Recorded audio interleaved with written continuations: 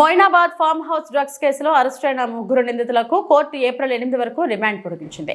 నేటితో కస్టడీ ముగియడంతో నిందితులను సిట్ అధికారులు ఉప్పరిపల్లి కోర్టులో హాజరుపరిచారు.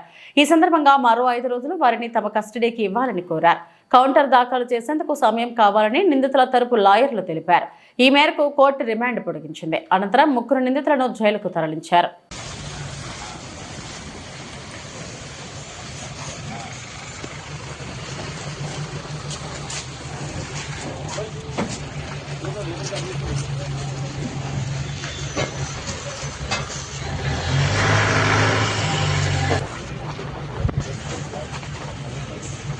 వంశీ ఎడున్నావు వంశీ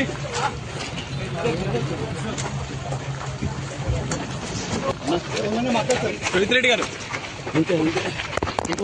వెళ్ళదు ముందు ఇక్కడ ఆపండి.